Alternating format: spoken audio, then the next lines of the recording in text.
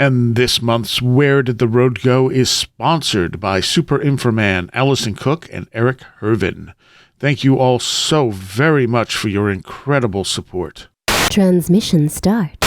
Welcome to Where Did the Road Go? Join us as we wander off the path and explore lost history, consciousness, the paranormal, unexplained mysteries, alternative thought, and much more. We are present on the web at wheredidtheroadgo.com. Now here is your host, Seriah.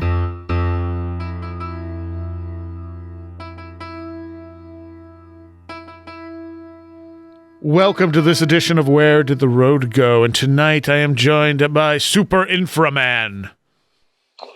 Good to be here. Thank you, Seriah. And Chris Ernst. Hello. Thank you for having me. And we're going to do listener stories this week because I think it was early January the last time we did listener stories, and I still had some left over from that show and a few newer ones that people have sent in. People, I always wait to the end to say this, but people can send stories for us to talk about on the air to stories@wheredidtheroadgo.com. If you want to come on and talk about it yourself, you can. That's also the address to send it to, and just let me know, hey, this is my story. I'd love to come on and talk about it, and hopefully I will do something about getting you on the show. It doesn't always happen because I fall behind in emails. I just found one today from a year ago from someone I was talking to about coming on, and then went, I marked this to be responded to, and then it got lost in the inbox.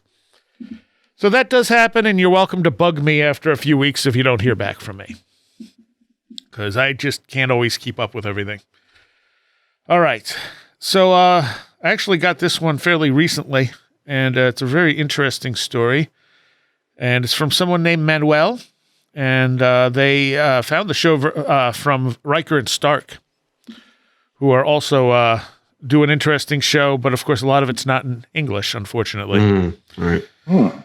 So his English is pretty much, I'm pretty sure English is not this guy's first language, just from how he phrased some things. So just bear with me. If it sounds weird, it's either because I'm reading it wrong or he wrote it in an odd way. So this happened around 2006 to 2008, and I think it was around Halloween, but I'm not sure anymore. A friend and me had the routine to investigate haunted places we knew on weekends, and this night we wanted to visit and investigate a possibly haunted place in a forest near Vienna, Napoleon's military camp, or then cemetery ground as he conquered through Austria. We got our cameras, voice recorders, flashlights, and so on, and we did our more mandatory visit to... And my tablet just crashed. Right mid-sentence. Thank you so much. Aw.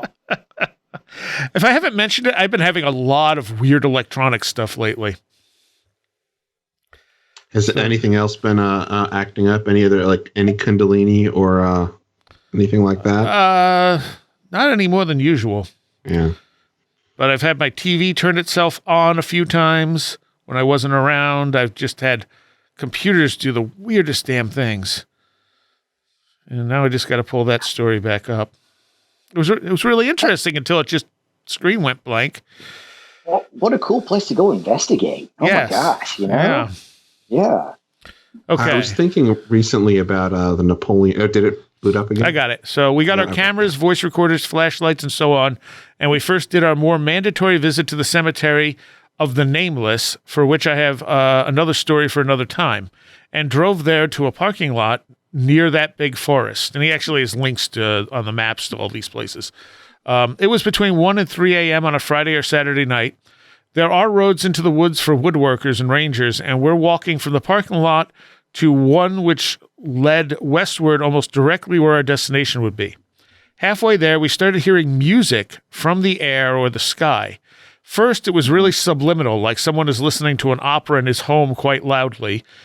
But it was getting louder as we were walking closer and where the Ranger Road entered the forest. We had to pass a playground on a boardwalk which led northward to the Ranger Road. There went a girl approaching us with her dog, humming to music on her headphones. She passed us and walked into a street nearby heading eastward. As she disappeared, we went on, and she reappeared nearly instantly from the north, but her dog was missing. She only carried the leash, and her headphones were down around her neck. She passed us again, and I noticed her worried facial expression. Then she went again to the same street she just went before. We stood there puzzled in mind-effed mode, looking at each other like, what the F just happened? Then went on toward the Ranger Road and noticed the volume of that now more atmospheric music increased and got like pulsating in volume and sounded almost like an opera of some kind, but I still find no words to describe it. I also heard slightly voices singing in it, but just can't clearly hear the details out of it. But we got a little more of a hint of the direction it might be coming from.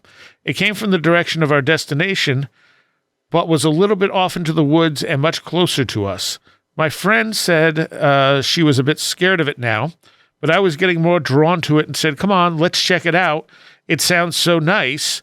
I wonder what this could be. I got her, went on toward the woods into the forest. There was a pond on the edge of the forest beneath the Ranger Road, and we finally got to the threshold of the forest where it was really loud, but also not too near us. Like it was keeping distance to us and kind of leading us on, letting us believe we were getting closer.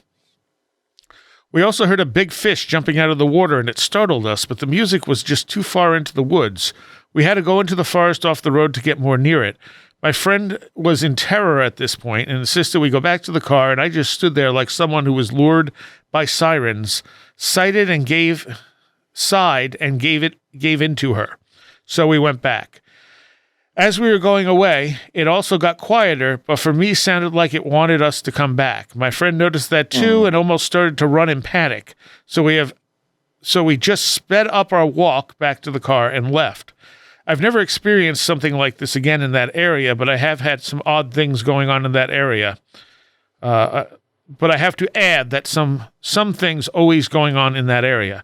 That was one of my most intense experiences in the woods. So this story is fascinating on numerous levels. Oh, yeah. Where was it that he specifically said this was in Austria? Yes, Austria. I don't know. I'm going to try and pull up the map because he did give a map here. But I have no idea how my tablet's going to react. Right. So you have this girl, who walks by them, disappears and reappears, which is definitely... I mean, it sounds like a time loop, like they were seeing her at two different times, one where she had the dog and one maybe when she was looking for the dog. Right. Yeah, so the map is a graveyard in Vienna, Austria. Did he say that it was the Nameless Cemetery of the Nameless? I think so, yeah. Okay, because I've heard of that place. It's a place by the Danube there that's essentially, if I remember correctly, I think it was put together sometime in like the 1800s. 1809. Okay. And it's got like, it was essentially people fished out of the Danube. Like it was sort of like, it was like a potter's field, for unidentified people. That's where they were buried. This says, if I remember correctly. This says military cemetery. Oh, okay. All right. But it could also be connected to that. Yeah. Yeah. That's really interesting that you're seeing in different places. I wish I knew how she was dressed. Oh, yeah. You didn't mention that. So you could kind of like, if there was sort of an indication of a time period there. Wow. The dog being there, then the dog not. When Chris was talking about it being for people that had drowned in the Danube, I was like, oh, that could definitely be a connection. Because you can totally see... It sounded like he was talking about more than one, or they were talking about more than one cemetery, and it might have been that they had passed by the cemetery of the Nameless. And I just looked it up, and it is an actual place, Cemetery of the Nameless. You can look it up on Atlas Obscura. So yeah, I don't know. I can't tell from the story if they actually went there, or if there's a bunch of places around there that are cemeteries they were looking at. So I'll read that section again. It says, a friend of me had the routine to investigate haunted places we knew on weekends And this night we wanted to visit and investigate a possibly haunted place in a forest near Vienna, Napoleon's military camp, or then cemetery ground as he conquered through Austria. But then it says we got our cameras, voice recorders, flashlights, and so on. And first we did our more mandatory visit to the cemetery of the Nameless, for which I have another story for another time. That's what it was. Yeah, and drove there to a parking lot near the big forest. Okay, all right. Okay. So it's two different locations. It's just a little confusing. So it'd be interesting to see if you could figure out a connection between the girl and the music. I think all of us have probably had that music that's just out of range to understand what's being said in it or what's being sang. Yeah. I think I've heard you talk about that, Seriah. Chris, have you ever had that happen? That what? I'm sorry, I didn't catch that. Like hearing music like that. To hear music. Oh yeah, that has happened to me. I mean, it's usually something that it happens late at night, and it usually happens when I'm in a hypnagogic state. But, I will, or no, actually, it might have happened at other times too. But that's when I remembered at least the most. Yeah, my grandparents' house we kept and maintained for a while, and you could walk in there sometimes, and it sounded like a radio was playing, music from the 50s, but you couldn't quite make it out. And I was like, okay, that sounds familiar. Now that siren draw to it is creepy. Yeah, that reminds me of something you'd get out of a Fae-folk story. Definitely. Yeah. You're hearing the fairy music. I'm sorry, I interrupted you. No, go ahead. The hearing of the music too is something that I've heard too from like from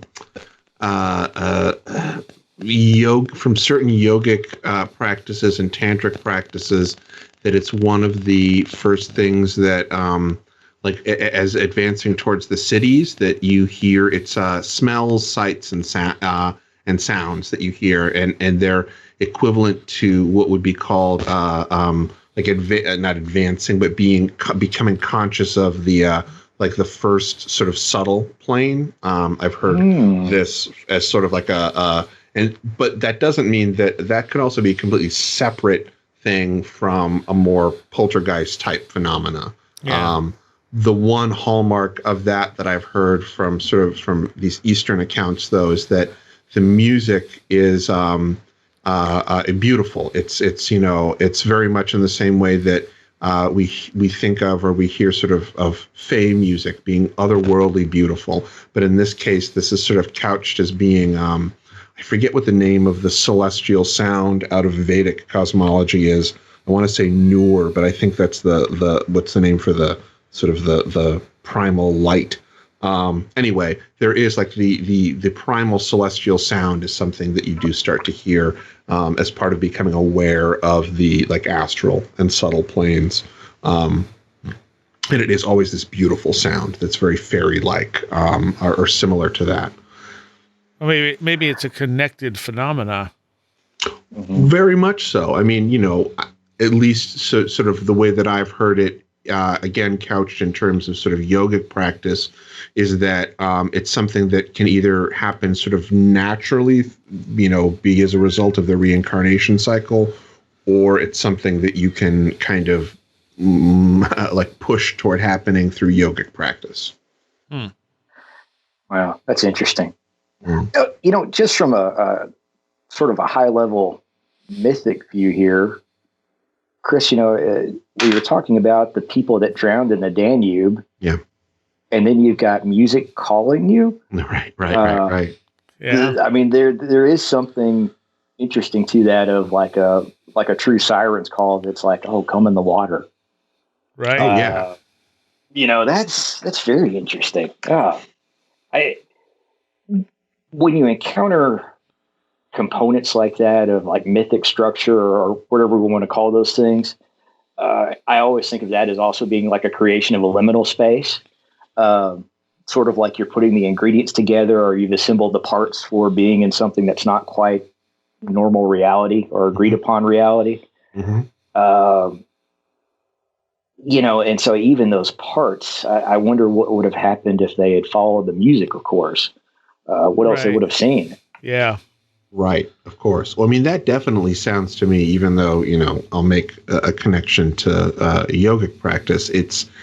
That sounds very much to me like a Fae encounter, at least the way in which they described it. And if this had anything to do with Napoleon, again, I'm not quite sure what they specifically meant by this is like a site of Napoleon's something. I can't quite remember what they said.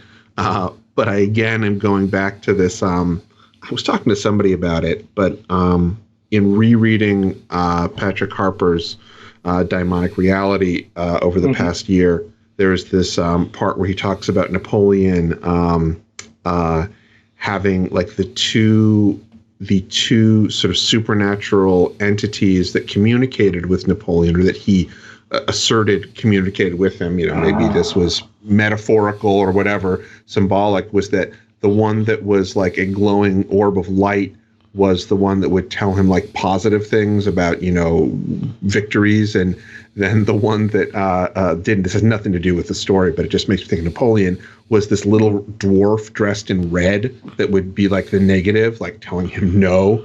Right. That really stuck with me when I read that again. And I brought it up a couple of times, not only because I think it's interesting that both of those are sort of like archetypes of certain, abduction encounters that people have had, both the little dwarf doctor type people or whatever, they're different, these small type, not the grays, but like the little dwarfs. I think it was blue dwarfs, stuff like that. And then the glowing orb, I don't know. I didn't track down the source that Harper's talking about. I'm assuming since it's Harper that, his sources are on point. I wonder if Walter Bosley would know more about it. I know he did that, which I never read, that Esoteric Napoleon book. Yeah, I don't think he talks much about that in there. Yeah. I mean, the fact that the music was luring them off also, you could connect it to people missing in the woods, I mean, this is how people go missing. They get Fae-led. Right. Whether it just be because they get lost when they shouldn't be, or in this case, they're hearing music that's drawing them off like a will-o-wisp to somewhere that they shouldn't go. I mean, granted, I would have done everything I could to find that music. But that may not have been the smartest path. And I've had situations where I was with someone and something weird happened and they just freaked out, and that I had to be like, okay, we'll go, Right. Because for most people, that's, even if you're interested in this stuff, if you don't experience it regularly, it's scary. It's scary even if you do experience it regularly, but you kind of get like to the point where you're like, okay, it's probably not going to hurt me. Yeah. I'm like that a lot of ways, but there are a certain number of things that I don't know if it kicks in like some superstitious part of me where I'm like, no, we just don't mess with that. Silences in the woods are one of the things that will freak me out. Like where you get that feeling you're being watched and everything just goes dead quiet. Because like that's, I mean, just from a normal perspective, that's generally means there's a predator around. Yeah, that's exactly. That probably hit some deep predator, reptile brain part of us. Like, well, but when you think about that, okay, so if I'm in upstate New York, or this happened to me when I lived on Long Island too, when I was a kid, the first time I experienced it, there are no predators. Right. So why is everything going quiet? Yeah. Yeah, I'm fascinated by the idea of urban fae. Yeah, man. Whatever that is, but it is always interesting to me because there is such a nature aspect to the old idea of fae. Like everybody else, I just think this is a different name for something that's out there, but. That sort of meeting of rural forest and finding that you've sort of built a city over where, some entity used to call home and they're still there. And how is that reflected in the environment? Yeah. When I was in Ireland, you can find places where they have the old mounds where they just built stone houses. the Neolithic era and just post that. But nobody will build on those spots anymore now because they think that like it's bad mojo, for lack of a better word. Right. And I don't know. That also kind of has that Fae connection for me in a certain way. And I'm like, okay, well, what does that look like in a city? And running into that quiet in the city, gosh, Seriah, I would get the heck out of there. Probably. Right. That surrealness in the middle of a busy urban area. I don't think I've experienced that. It's always been in the woods. Yeah. Oh, yeah. You feel like time had stopped or something. Like this is wrong. Yeah. And people have experienced that. Mm-hmm. Wow. The other thing this makes me think of is that movie Yellow Brick Road. Right. Well, obviously, Chris, you've seen it. Have you seen that? I've not seen it. No. It's basically this myth of like this music that leads people down this path and then they disappear. Oh, okay. Had a horrible ending, but apparently that's because they ran out of money. Yeah. Because sorry about that, guys. The ending the ending was one of those things where you're like, that was the end? Oh. This is the one from it was like about 10 years ago, I think, right? Yeah. Or something, yeah. Because the whole thing was really compelling and interesting. I mean, it was, they didn't have a big budget, obviously, and it was fine the way it was, but they had this like surreal sort of like ending that like felt kind of out of place. And I'm like, huh, all right. Yeah. And then I looked it up and they're like, so that wasn't the original ending, but we couldn't afford to do the ending we wanted. Yeah. I mean, I kind of dug it. I vaguely remember it. It's, it's film probably a much more successful than any of the films that I've ever made. But yeah, it's like indie horror film. I think it's from 2010 or something like that. It wasn't amazing, but it was interesting because I don't think anyone else has done that idea before. Yeah. So, all right. Next story is on shadow people. Cool. So, this person says, okay, can I use their name? Kane. We'll call them Kane. I have a story about beings I encountered who may be called shadow people in the cryptid paranormal community. However, before I learned of the word shadow people, I would describe the beings that I encountered as beings with a human form that cloaked themselves in a black cloud-like substance. Whether they were paranormal entities or astral projections of humans or something else, I'm not sure, but I encountered this phenomena. Here's the story. In December of 2013, I was going to college east of Phoenix, Arizona. It was my winter break for the semester, and I drove back to my home in the Navajo reservation. My younger brother was going to college in Oregon at the time, and just south of Portland. My parents suggested that I fly out to see my brother and help him drive back home. I was happy to go, and my mother drove me to the airport in Albuquerque, New Mexico that same night. I had an early morning flight with one layover in L.A.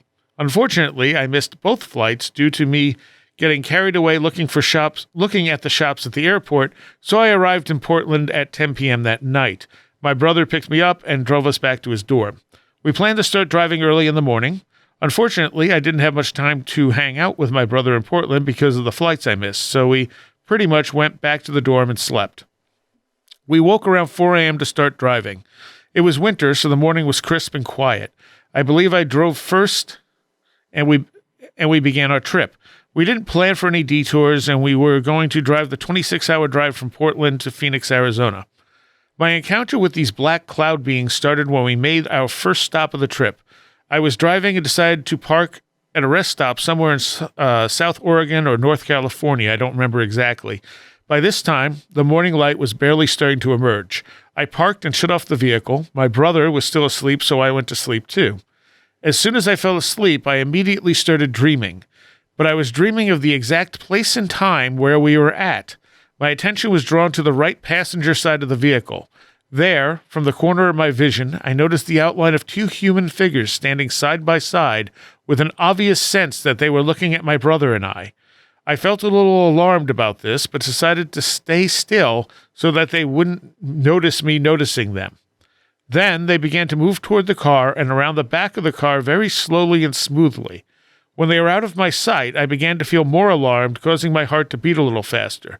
I knew they would emerge from my side of the vehicle soon, which started to freak me out a little. I remained still this entire time.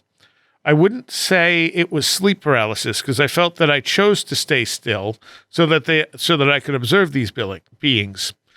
Sure enough, the two human figures that I saw on the right side of the vehicle were now standing right outside my door and peering down at me. I could not make out any features because they were only shadowy silhouettes. They stayed there for several seconds before I came out of that dream. I noticed the windows were all fogged up and the morning light was a little brighter. My brother was still sleeping. I pondered the dream briefly, thinking about how real it felt and how it was somehow not a dream, but rather my perception of a different plane of existence happening in the same place.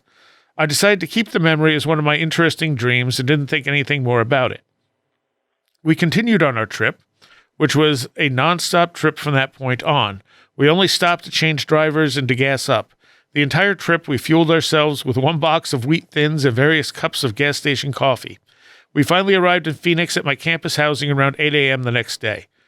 It was such a relief to be parked in my driveway because the non-stop trip was taking a toll on my mentality.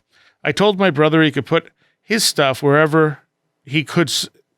I told my brother he could put his stuff wherever and he could sleep on the couch. I immediately went from my bedroom and laid down, at which point I entered a deep sleep. Once again, I was in the dream at the same place and same time of day where I was actually sleeping. I was laying on my back, facing the ceiling. I noticed the presence of 2 beings standing side by side to my left in front of my closet. I knew they were the same beings that I saw at the rest stop. Once again, I remained still, and I focused all of my senses at observing them. My heart was beating fast because these beings obviously had their attention on me.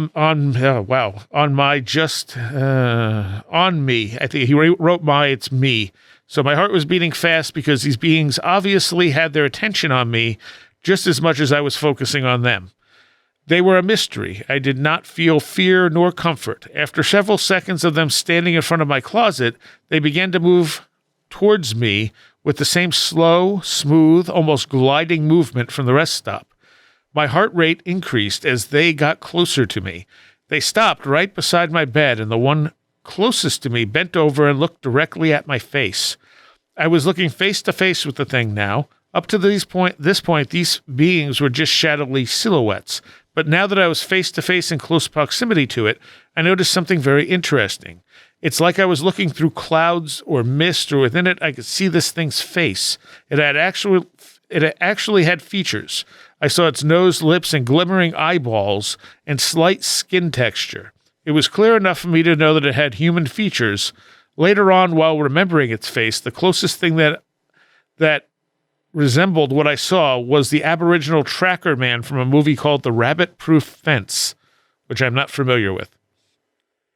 This thing stared at me for several seconds, and I remained still until I woke up. Looked around the room, checked on my brother who was sleeping on the couch in the living room. I got some water and went back to sleep and never saw the 2 figures again. I don't know what these figures were or what their intentions are, but they were obviously followed us from the entire 26-hour drive from Portland to Phoenix. We arrived safely, which I'm grateful for.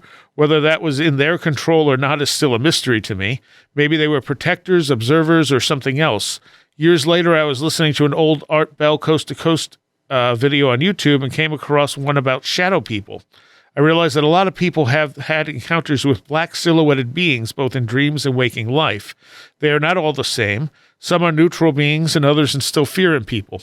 It was very interesting to hear other stories, but none of them explain the actual substance of these beings, which I fortunately was able to see close up. My belief is that these entities have a definite form, but they are able to cloak themselves in this black cloud, which makes them look like 3-dimensional shadows. That is my story. Thoughts? Well, the tracker man that they talk about, I do know the film Rabbit-Proof Fence, and he's essentially, it's the actor who plays him. It's sort of a stereotypical Aboriginal Australian look, like, this is the features of sort of broad nose, deep set eyes. If that makes any difference, that's what he's talking about there. Okay. All right. Yeah. I just Googled it and pulled it up too. Yeah, that actually sounds a little like some of the experiences I had with shadow people. What's interesting is when I would have them in more like those encounters in a hypnagogic state, they were very defined silhouettes. The times when I saw them in waking life, they were that smoky. I used to describe it as looking like somebody had drawn them with a piece of charcoal, where you could kind of see through them, and they weren't quite defined as much, and because the charcoal, of course, wasn't full contact with the paper.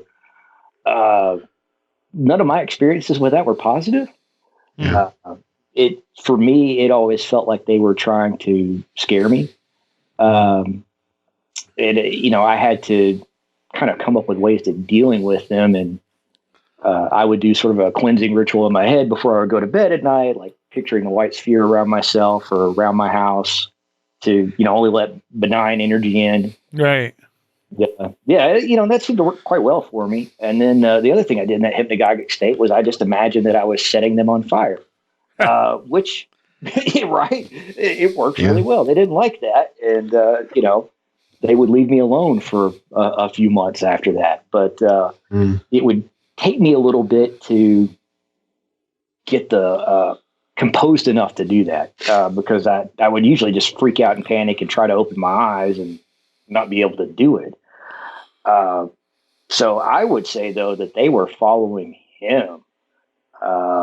Sure. Who knows why they picked up on him? I'd like to know if he was under, any kind of extra stress or anxiety or something like that. Just stopped in the right place. Or just stopped at the right place, and they were like, that's our guy.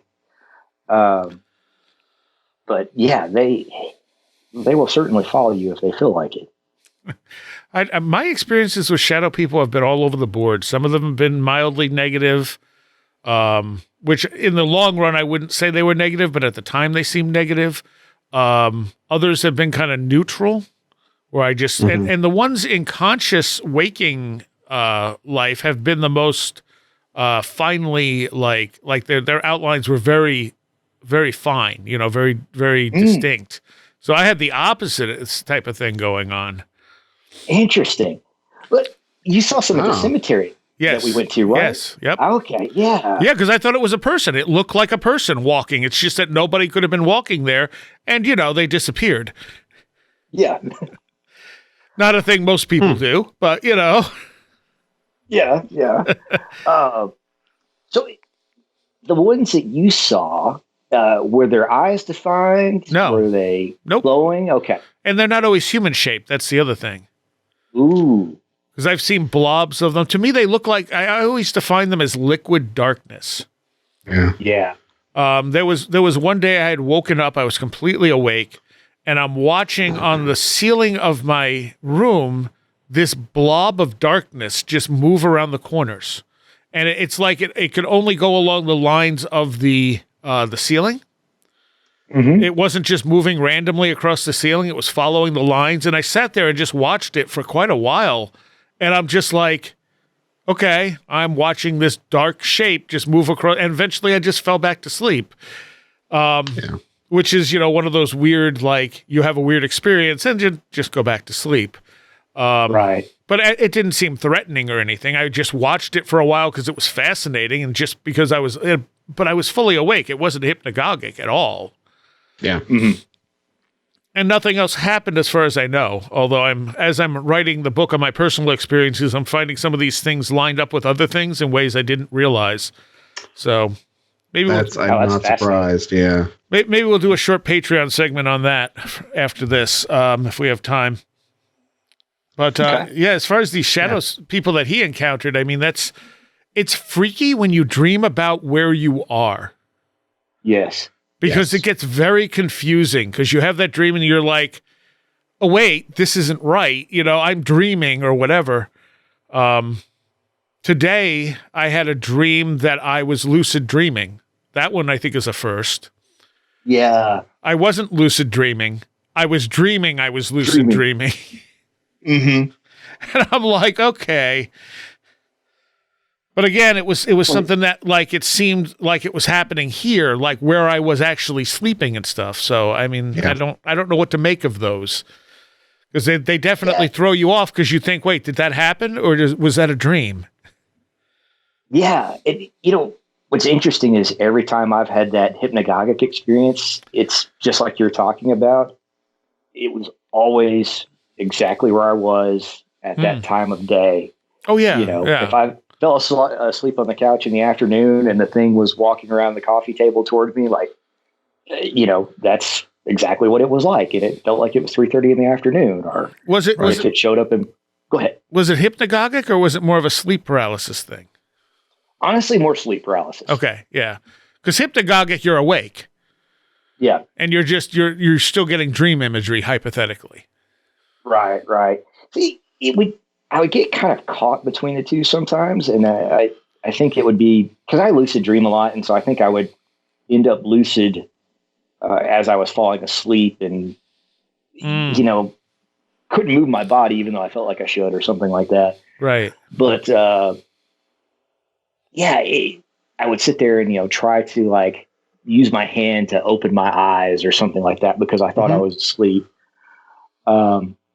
But yeah, they would always show up and sort of never physically interact with me, but seem like they were there to cause me distress.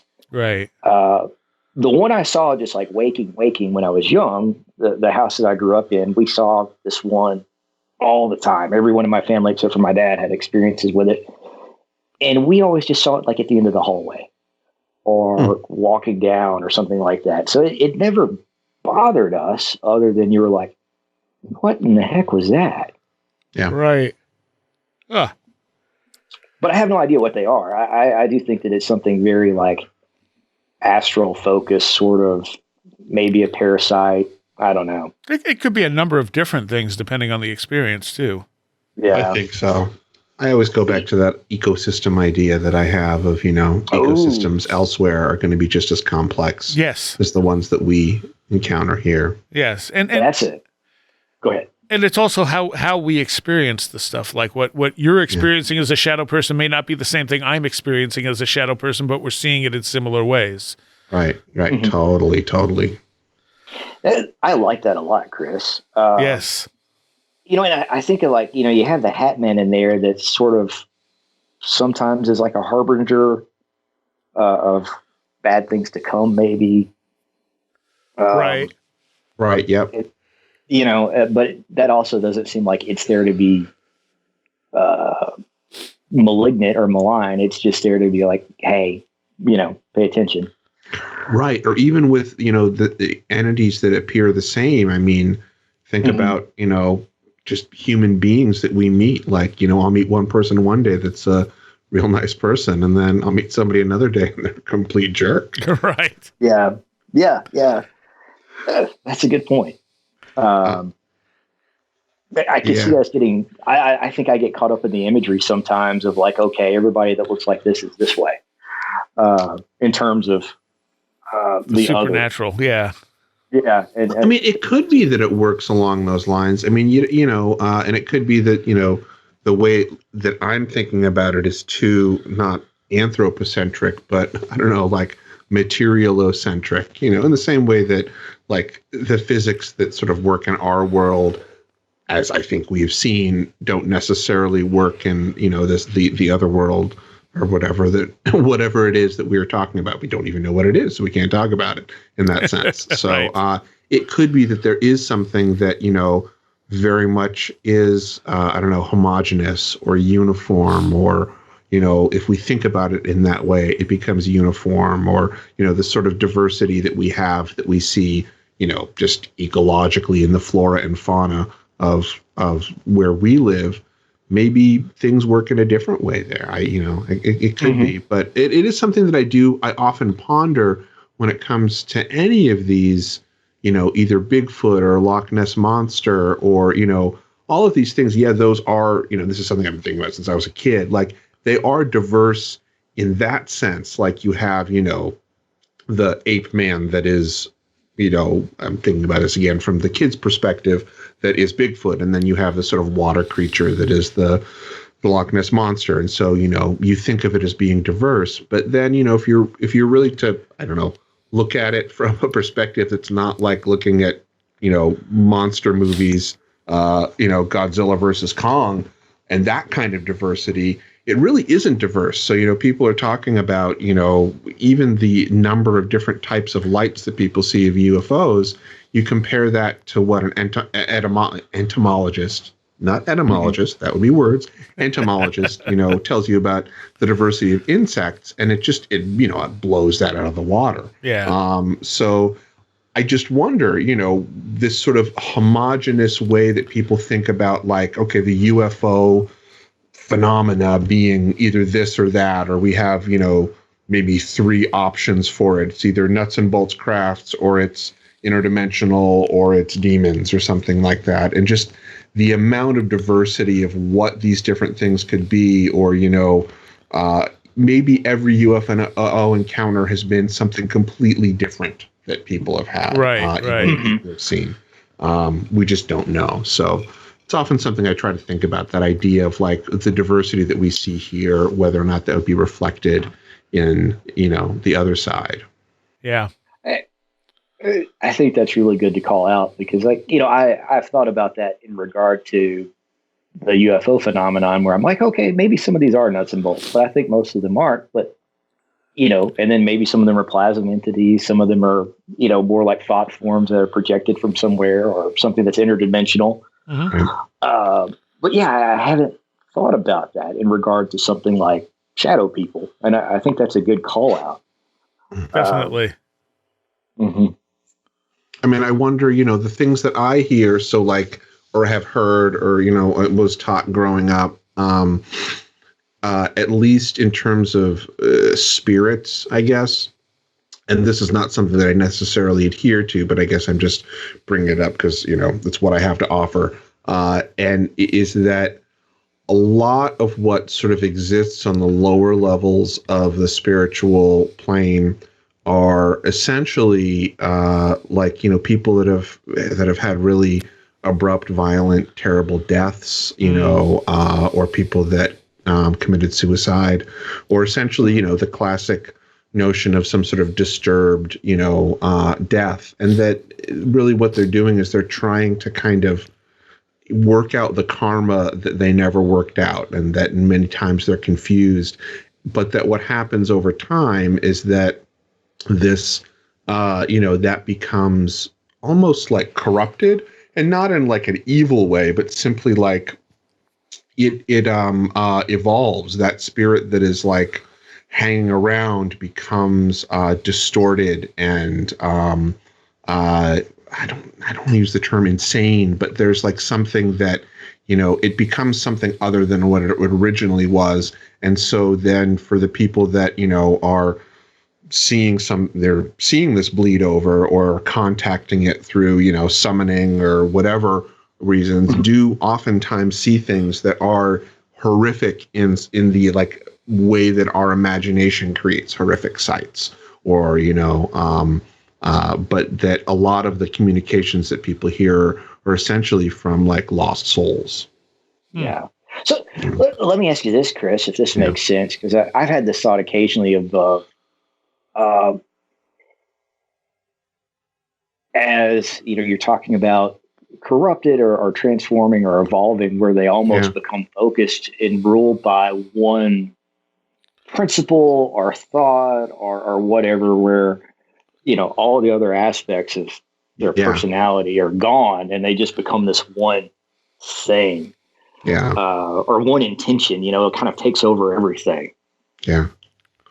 Yeah, I mean, that's, so this is particularly from sort of the holy people that, I knew about because of my parents and who they followed when I was growing up. And so this is, I don't want to say it's secret, but it's just, this is the sort of cosmology from amongst these, East, Indian and South Asian based sort of holy people, and some of the teachings. So it comes from a very specific culture and specific place, but it's you're right. So essentially what you're talking about is what would happen because of like the unspent karma, which is how it would be described by some of these folks. The unspent sanskaras is particularly the term that's used, which is the specific term for the karmic binding that we carry with us allegedly from life to life. And that, it really could be something as simple as this person was, a really big smoker and, they committed suicide, and that like that obsession of this thing that was really important to them, maybe they were a, really bad alcoholic or a drug addict, it carries over and it becomes, they become essentially focused completely on that one thing that can't be, that essentially, because they're now a disembodied soul, can't be fulfilled or satisfied. Right. Yeah. Yeah. Mm-hmm. Very cool. Interesting. All right. So next story here. This one's a little bit longer. Strange Entity, Abduction, and Telekinesis is what it's titled, from Paul. I don't know if I titled it that or he titled it that. He says, I've experienced nearly everything on the paranormal spectrum. From a young age, I noticed there was a fuzziness to darkness. Hey, look, more fuzzy darkness. This was because at times I would see silhouettes of human figures in the dark, which lacks it as I laid in bed at night. Yep, that's what it says. Okay. I often felt not alone at times in the home. Me and my siblings felt a strange thing about the stairway and the basement. We all felt like we were being chased, and then we turned on the lights, and when we turned the lights off in the basement. Okay, let me reread that because I'm feeling like the sentences are a little off. Yeah. I often felt not alone at times in that home.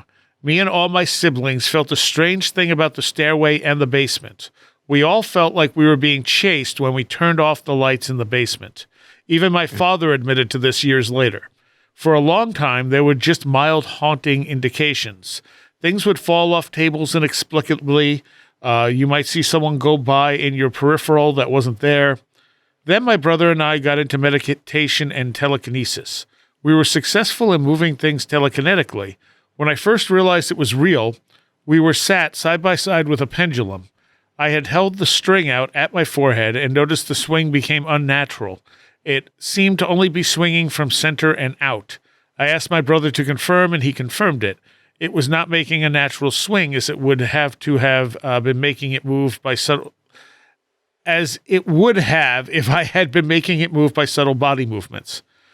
We both became much better at it almost immediately. Belief of a possibility is a huge part of it, if not the main component outside the ability to concentrate your will. And Cheryl Lee has actually mentioned in the tests that they've done that people can a lot of times get pretty strong effects right off the bat that then dwindle. Yeah, I remember her saying that. Yeah. We soon moved on to meditation. I don't remember how long we had done it with these events when these events happened, but it wasn't long, maybe days. His girlfriend was taking part this particular night. We were all trying to reach our spiritual arms outside of our physical. His girlfriend was sitting on the floor in front of him, sitting in a chair. I watched him stand up and put his hand maybe 4 to 5 inches from her folded arm, and I saw double of her arm pop out and go into his hand. Her physical arm then followed the same motion. That makes me think of Donnie Darko. I believe it was the next day because his girlfriend was not there this time. We were meditating together. I very nearly went out of body. I felt it about to happen, and it was so weird I stopped it. I then looked over at my brother and saw nothing but a black cloud. Wondering if I was seeing things, I literally shook my head and looked again. I saw the face of an old man superimposed onto his face. It was transparent but undeniable. I said his name. He didn't even flinch. I shouted his name. No response, like someone would do when it's not their name. He just sat there breathing deep. Then suddenly he pulled his knees to his chest and started shaking. He said I was watching myself. We didn't stop meditating. We were just careful about doing OBEs there. Our parents were still making us go to church every Sunday, and one time he had this cool idea to use a hymn book to practice telekinesis. He showed me how he could turn a page without touching it. I picked it up very quickly. It was a fun exercise, sitting there on the pews where anyone could see us doing actual magic. I took that opportunity to bother my little sister. I just pointed at her arm, focused, and in a second or two, she was rubbing her arm, telling me to stop doing my weird stuff. In Sunday school that day, we were split off into different ages. I showed my pendulum method to classmates. By them, I didn't need to hold it. I would have others hold it who had no idea what I was going to do, and they were amazed. One of my classmates was a good friend from school's girlfriend. He was a big skeptic. She tells him what I did. We had a class together the next day. He wants me to do my thing in between classes for him, and I couldn't do it and basically never could again. As I said, belief is the number one thing. When another has absolute disbelief and knows that what you intend to do, it defeats you. Another reason why laboratory proof of psychics skills fail. It was maybe 2 years later when the haunting in my home noticeably picked up. I had moved out and back in at this point. I started playing the drums. Had a number of times I thought I was hearing voices while I was playing. I just wrote it off as some type of audio pareidolia.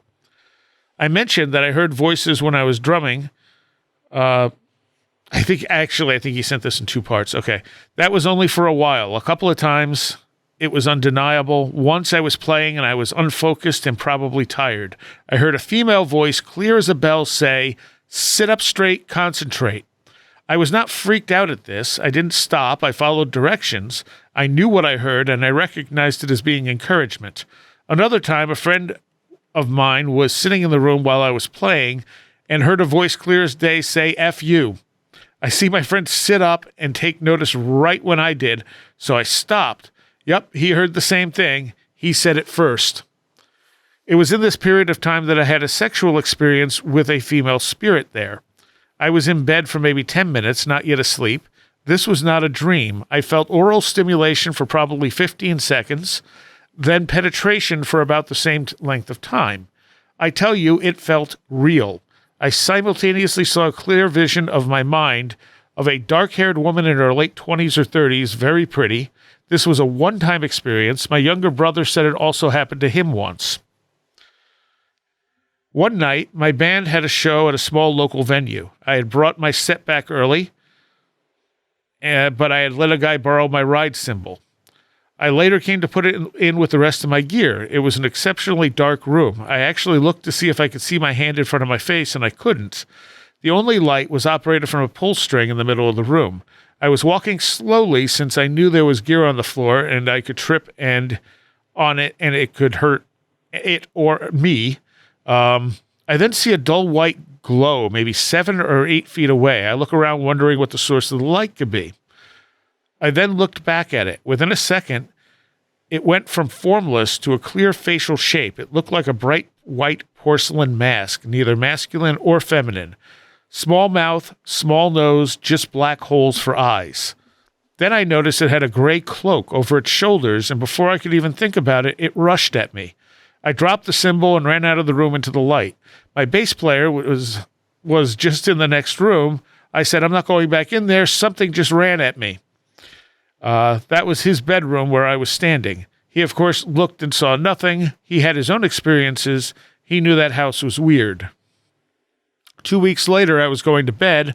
I had turned my light off and shut the door. I was almost sat down on the bed when I saw something a few feet from my face. I had an exercise machine there. Sometimes I would throw a sweaty shirt over it to dry. I started to reach out to it, thinking that's what I was seeing was the shirt hanging off of it. It was not. Before my hand got there, it turned into that white masked thing. Being just shocked, I jumped under my sleeping bag on my bed. I laid there for a second thinking, what the F? I then heard zzzt.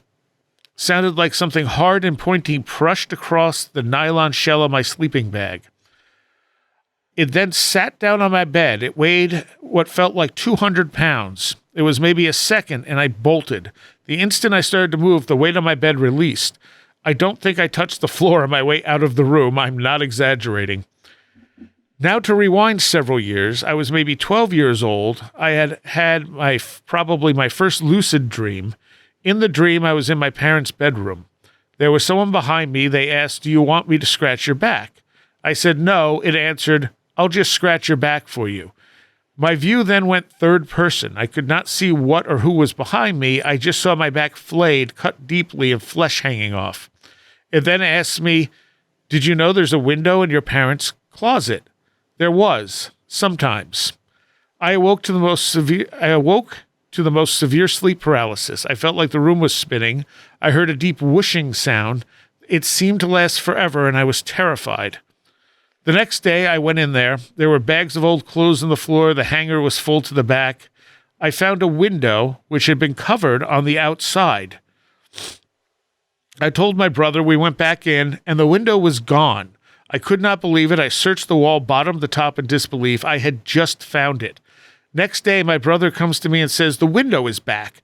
We go back, and nope, not there. He swore up and down it was there the same way I did.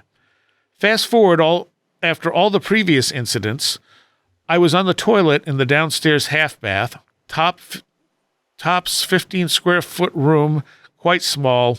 I'm just sitting there doing my business, and I see this weird mist form. It looks much like water. I look down, and I'm like, what the hell is this? Then I see 3 long, bony fingers reach under the door, curl up, and grab it, then disappear. As a bit of an aside, just because I don't really remember how these events fall on the timeline above, I once awoke with my feet on the pillow and my head covered. I was still tucked in. Even stranger, sometime later I woke as I dropped onto my bed. I bounced on the bed probably a foot high. I tried to test this at the time. The only way I could get close was to stand at the end, jump, and go horizontal in the air, and I still hit my head on the head of the bed. Many years later, I'm living on my own. I'm dreaming sort of passively at the time, I guess. I see an extraterrestrial female approach me, not a gray. She was very human-like. She had blue tiger-like stripes on her skin. She licked up the side of my neck. I felt it. It sent shockwaves through my whole body, and that doesn't happen in dreams. I wake up within the dream, and she is puking on the floor. Another female is at her side. It doesn't make me feel good. I got the sense that licking me made her intoxicated to the point that she threw up, like getting too drunk. I then woke up, was very aware I was in my bed. I knew I was awake. I then see what I could call a heads-up display. I see 9 symbols in a 3x3 grid in front of me. I didn't recognize any of them. They were static and unchanging, truly bewildering. I just kind of understand I was to choose one, even not knowing what they meant. I chose the first one, and as soon as I chose it, it clicked, moved sort of in and out. Instantly, I was flying over a pine forest. I heard a female voice talking to me. I don't know if I understood what was being said to me. Before I knew it, I was waking up in my bed in the morning. I once either time traveled or teleported. I made a drive in a snowstorm faster than I could have if I was doing 100 miles per hour. It was impossible. Measured by at least 3 different clocks, I could not have done it without some sci-fi explanation. I've had weird things happen on computer too. I watch a lot of YouTube. I usually click the YouTube icon when I'm not in a video, or not into a video. A couple of times I've navigated back to the home page just when I meant to, but without clicking anything. It had autoplayed the video, and it was on, so I did not hit the back button on my mouse. I constantly hit icons on my phone when I have not actually touched the screen, once from almost 3 inches away. TK is my guess on that, telekinesis. I don't know anyone else that's happened to other than my brother who practiced with me. So, that was a lot to go through and unpack there. Wow. Yeah. So the last thing there, I've had that happen, where I'm still like an inch away from a screen, like in a supermarket or something, where I am checking out, and I don't even touch it, and it just goes off, and I'm like, okay. Yeah. I assume that's energy, like it's picking up my energy as I'm getting close to it. It probably happens to other people, depending on the sensitivity of it. Right. Has that happened to either of you? No, I never have had that. I've never. What's the name for it? When you can go underneath the light and turn them off. There's like a specific name. Slider. Yeah. Slider. Yeah. Yeah. No, I've never been able to do that. Never had that skill. I've had that. I've had one experience where, I had that sort of third person feeling or being outside of my body. But that was very much brought on by a very obvious Kundalini experience. Those dreams are beautiful. Like there's some really amazing stuff in there that is very kind of like poetic and has very dynamic visuals. It seems like a lot of it is pretty erotic too. Yeah. More than one instance there where he's having it's a guy, right? Yeah, Paul. Yeah, Paul, right. He's having these erotic encounters with the sexy blue tiger lady. The one licking him, and then he says she's throwing up, and I do not feel good about that. And I'm thinking, I could understand that. Yeah. I've had that effect on women, unfortunately. So this is a last exit story. We had this band from Germany come play. Actually, the vocalist was from Hudson Valley area, but she had moved to Germany. And so I knew her from when she was here, brought her band over to play up in Ithaca. And she's crazy as far as like going out and just running around the place while she's playing. Like their music's was harder to really describe. They had like an electric violin and it was kind of industrial, but not quite. But she goes over to one of my co-hosts and she just like licks the side of his face and then immediately goes and throws up in the trash can. And he's just like, well, I guess now I know what kind of effect I have on women. And afterwards she's like, it wasn't you. She's like, I drank and I didn't eat anything. And it just hit me after I did that. And he's like, sure. Yeah, right.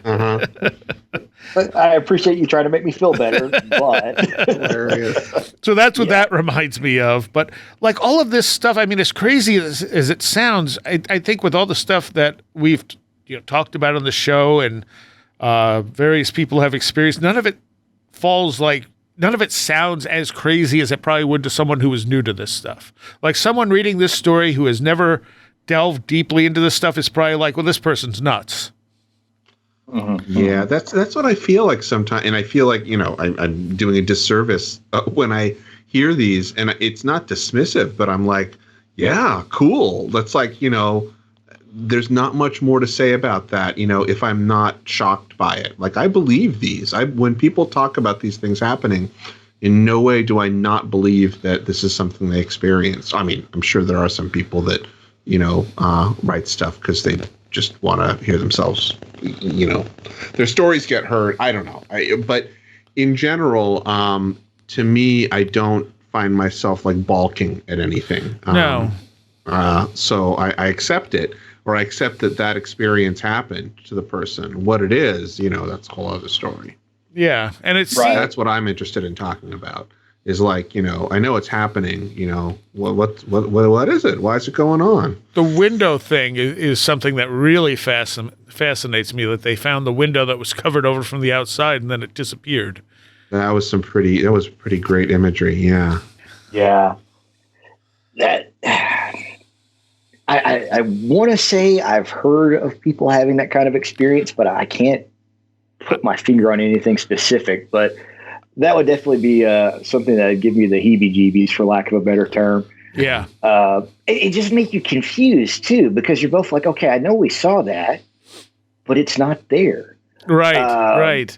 And it does have some parallels with that, when you see something that's very out of place, like when two people see something in the sky and there are two other people there that don't. Yep. But it, obviously not directly, but there's some elements of that are carrying over where, okay, we saw it and now we don't.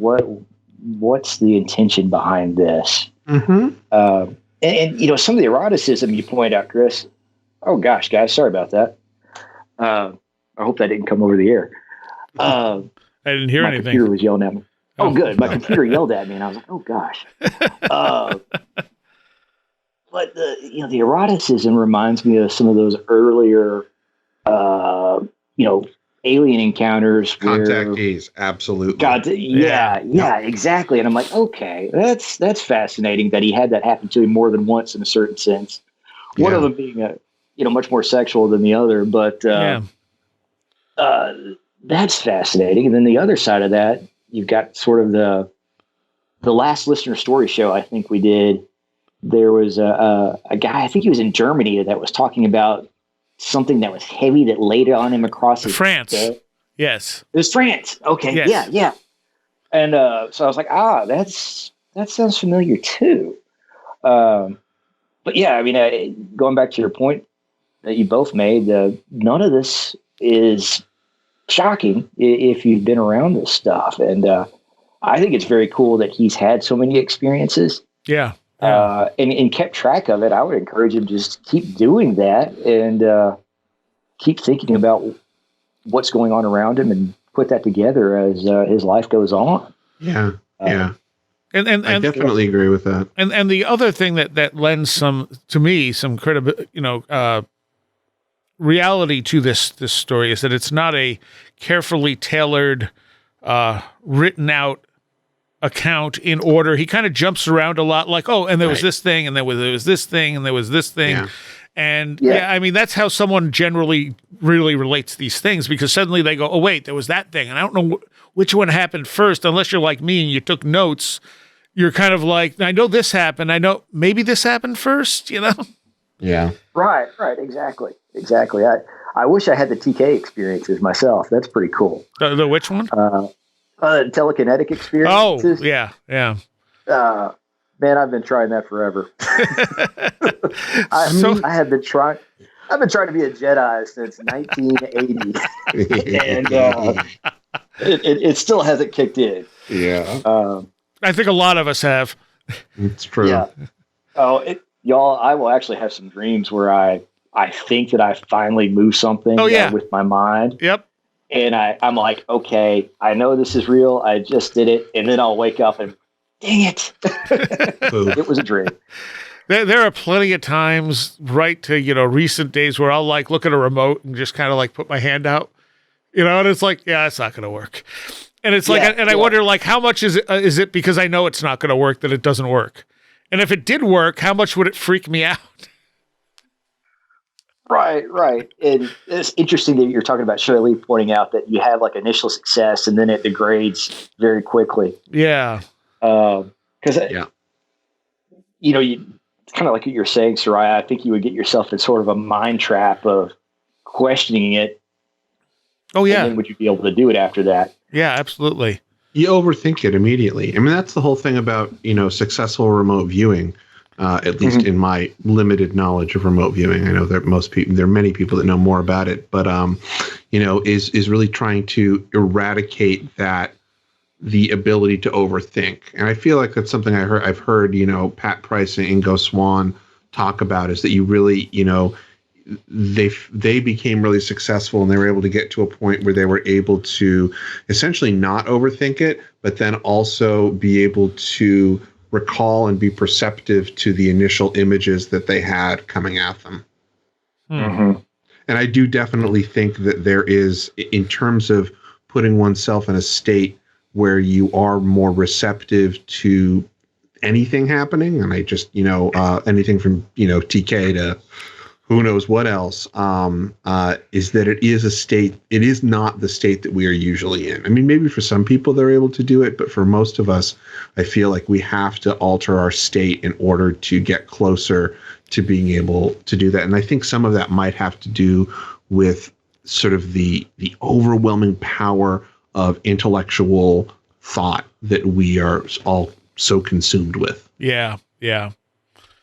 It definitely, because that defines our world. And even when you experience this stuff, your mind still tries to kind of rationalize it out.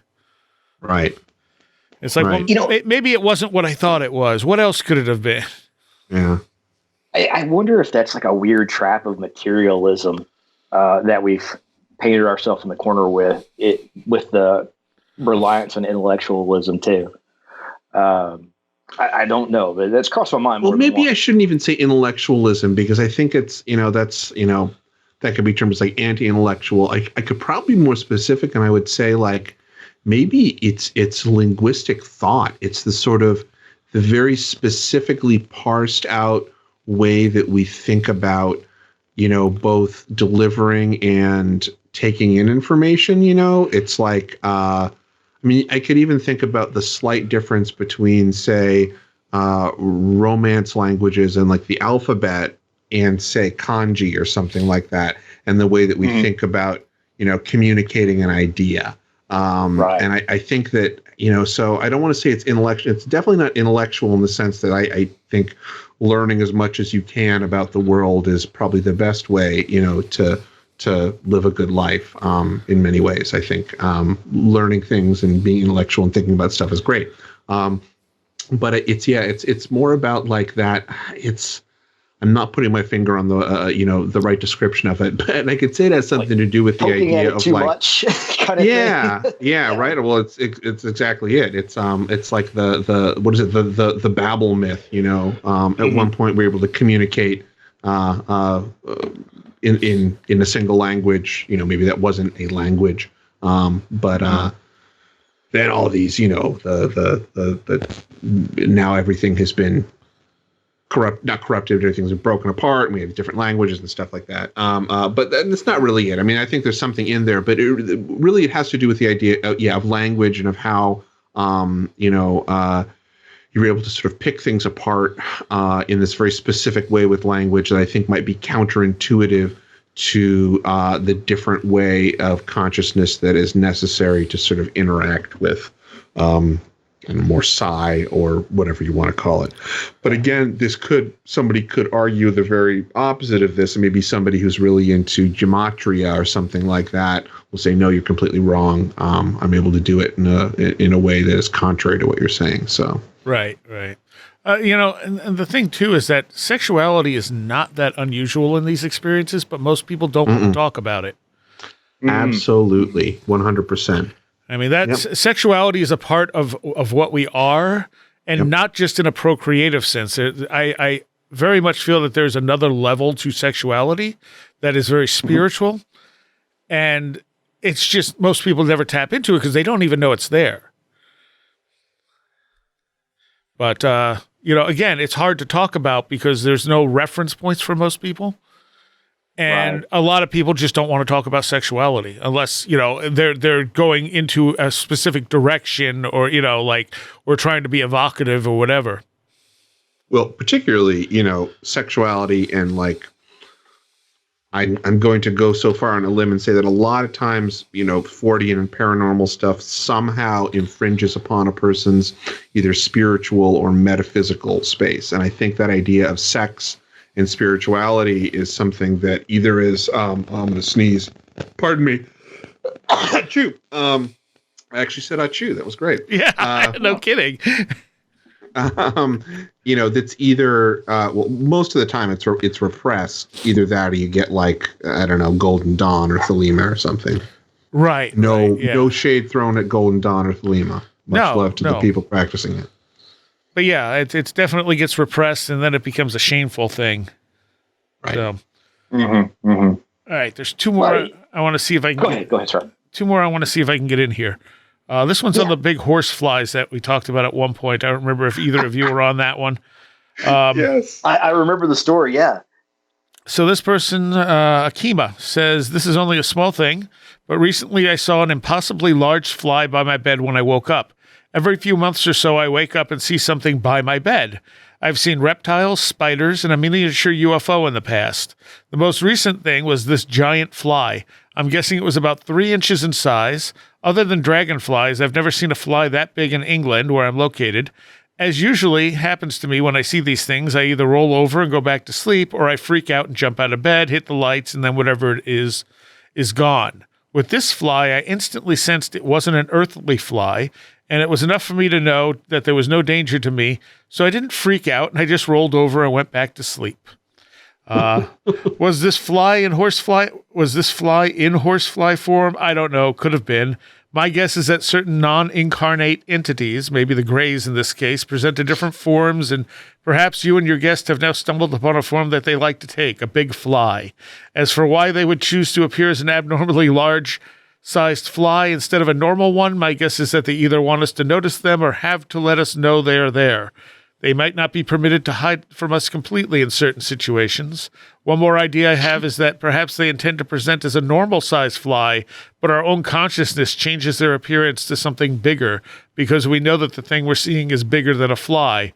Or like the Men in Black, they could be using a simple fly template, which is supposed to work everywhere, but their template is outdated.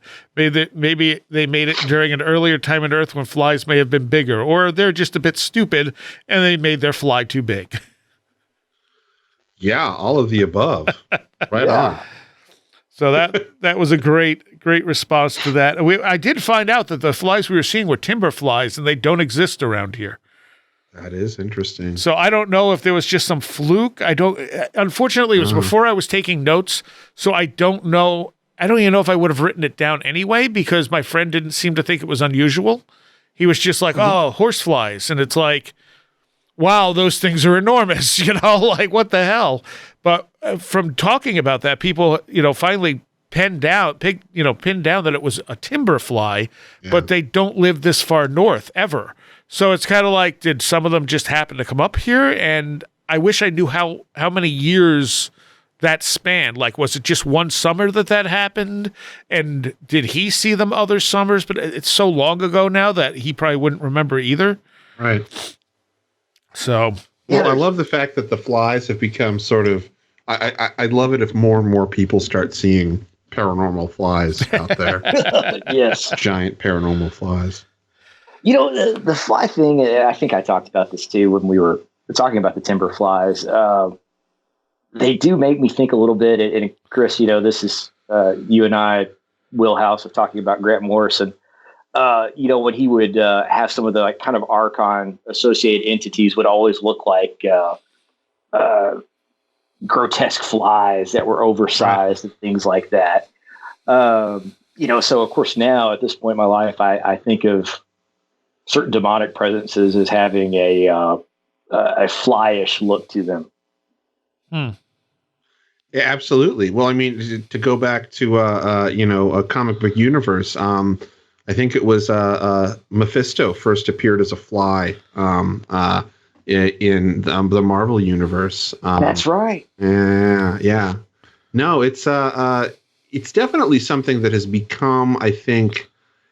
And maybe I'm wrong. I feel I should know this as a film guy, but in the first Exorcist, is there something having to do with flies in the Pazuzu statue? Or I think so. 2? It might have been Exorcist 2. I don't remember. My brain does make that connection, though. Yeah, I mean it's not unheard of, particularly in terms of like a Christian demonology. Right. Yeah. Lord of the Flies and all that. Completely Lord of the Flies, right? Beelzebub. Even oh my gosh, like the Green Mile, when John Coffey would heal people. The sickness when he would release it was a swarm of flies. Yeah. Wow, it's been a long time since I watched that. Yeah, so there's definitely an association there, but I don't know. That's interesting. I was listening to. I listened to. Oh gosh, what is the name of that show? They're the two guys in Texas. So I feel like they speak the same Snake language Brothers. as me. Oh yeah, not the Snake Brothers. Grimerica? I love the Snake Brothers. Grimerica? No, I'll remember it a little bit. But they had done a story about people seeing giant bugs, and most of them were flies. There was a giant dragonfly in there as well. Yeah. You know what? Let me pull up my phone here, and I'll just look at my podcast. I think Sam Sharon also had an experience with a giant dragonfly or something when he was younger. Expanded perspectives. Okay. All right. Yeah. Those guys and I are probably related. We just don't know it yet. I feel like there was something too about flies that I feel like flies are also associated with some Babylonian god. Yes, but I don't remember which one offhand. It's Nergal, the god of death. Okay. Yeah. And isn't that also the vocalist of Behemoth? I think so. That was what I was starting to think. I'm like, am I going to say a metal band name, or is it going to be the name of the actual god? Or both. Or both. Or both. Right. Yeah. Oh. All right. They have the best names. So I got this one short newspaper article I wanted to read because this is really fascinating. It comes from June 7th in 1866 from the Daily Gate City from Keokuk, Iowa. It says a phenomenon, which, yes, this is pretty how you would describe this. The Missouri Enterprise of Saturday, published at Ironton, says a strange and striking phenomenon was witnessed by many of our citizens last Tuesday evening, just as the moon was rising. A large, dark-colored, in fact, real black bar appeared to come out of the moon and slowly pass up and down over its face. This motion up and down was repeated 5 or 6 times, and at length the bar disappeared over the top of the moon. Altogether, it was a very strange sight, and one that we are not at all able to account for. Wow, was this in Iowa? It was, Missouri. Yeah, Missouri Enterprise of from that Saturday published it. Okay. 1866. 1866. What do you say, Cahokia, Iowa? Yes. Now I'm thinking Keokuk.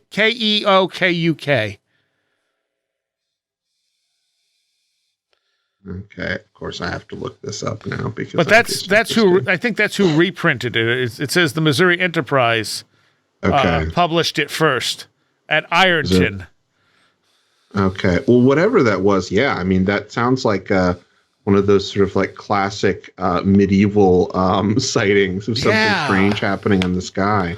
It's really interesting. I've never heard of this before. And that's it's not like it was our stuff. Yeah. I got into all those airships, and there's a book I got, the Secrets of Dachau, where they were Charles Dachau. Charles Dachau. Yeah, and they had their club of airmen, and there's always this interesting note running through all those where just about any time people encountered those airships, they would ask for water. Yeah. And for some reason, that had something to do with how they powered their ships. That was what I assumed. Yeah, there was and I forget the name of it. It was some unknown substance. We went out there. My filmmaking partner, Bill, and I. Bill's a really he knows far more about the airships than I do, and we were out there with Olaf Phillips, a guy who publishes. Oh God, what's the name of his publishing house out of Paranormal magazine? Okay. Yeah, and he was talking about we were looking into that. We actually went out to the area there to sort of do a little bit of investigation. And it's a pretty interesting place. You really could see when you're driving through the hills there, if there were these groups of guys, who had airship clubs, they could be hidden in the valleys there, essentially testing out their airships. It was really cool, going through there and looking and seeing sort of what what it was like. And we went to the Sonora, the town itself that Walter Bosley talks about. Yeah. Yeah, and it's neat. I mean, they don't try to really play it up. I mean, the history's there. We went to where the airfield was supposed to be, where they and there is an actual airfield there. There's really nothing in terms of anything historical or anthropological that still can be done there in terms of discovering anything. But yeah, it's interesting. It's I love that story. It's some great stuff. It's cool stuff, and a stretch connection I made with that was when the late 80s, early 90s reports of the black triangles were going around, and I put those in different time periods because the reports tend to change a little bit here and there. Yeah. But a lot of the ones then would get cited siphoning water out of ponds and things like that. No kidding. I didn't know that. Oh. Yeah. And I don't know, if that's a legitimate connection or, maybe those things had some kind of nuclear power and they had to, pull water in to keep the rods cool in their airship or something. I mean, that's way beyond my knowledge. But if those triangles were airships, which I'm fairly certain that some of those triangles were airships. Definitely. Yeah. And so I was like, oh, that's an interesting connection between the water. That really is. Delashal and then these black triangle, potentially airships doing the same thing where they're like, oh, we got to get water for these guys. Yeah. Well, I don't know what the black bar would have been. Yeah, I don't either. Unless the bar, that could have been like a tube-shaped object of some type, and it was just described as a bar. But at the same time, I mean, if it's moving up and down across the that suggests alien technology of some sorts, or just something very, very strange in the optics of what we're seeing.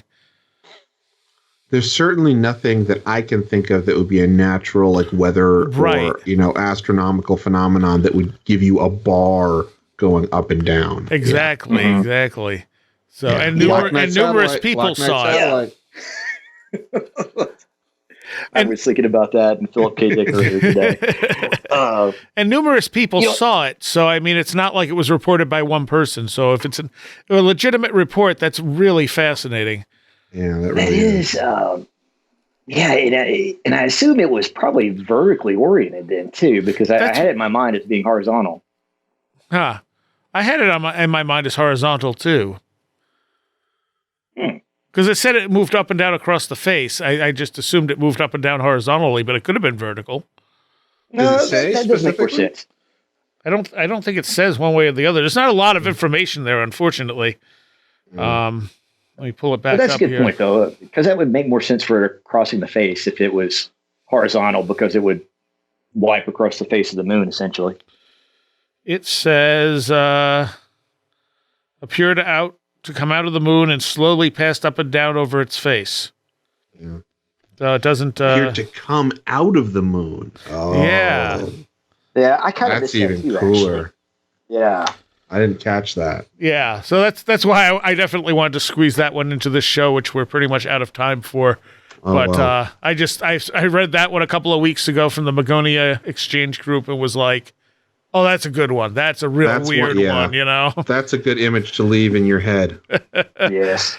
All right, so, hey, Chris, where can people find your movies? You can go to Amazon Prime Video or brightrectangle.com, and they'll take you anywhere you need to go. All right.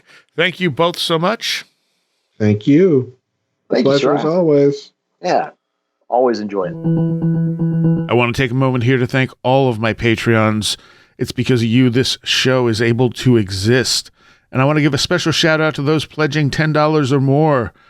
Super Inframan, Allison Cook, Eric Hervin, Tim, Jim and Sophie, Beverly Williamson, Empty K, Nagatha Christie, Patricia W., Frank Earl, Barbara Fisher, Will Powell, Big Boy Limina, Craig Parmenter, Walker, Joanna Rojas, Maddie, David Moore, Vincent Treewell, Stone Wilderness, Luke Osborne, Becky Trainer, Rob Drummond, Alex Whitcomb, Edu Camahort, Tactical Therapist, Janet Bunderson, 36 Dingo, Taylor, Sam Sharon, Jennifer Campbell, American Rambler, Kevin, Chris Ernst, Andy McNamara, Sedger, Riker and Stark, J. Otto Bullitt, Jose A., Charles Davis, Roger Gonzalez, Craig Cicernos, Ray Benedetto, Linz Jackson K., Alfred Tuttle, Kevin Schreck, Patricia Giaquinta, William Lovelace, Mark Brady, Ad Noctum, Stefan D., Carla Mahoney, and James Lattimore. Thank you all so very much. You have been listening to Where Did the Road Go? This show is made possible in part from our Patreons, and we thank you and everyone listening for helping us continue this exploration of the strange.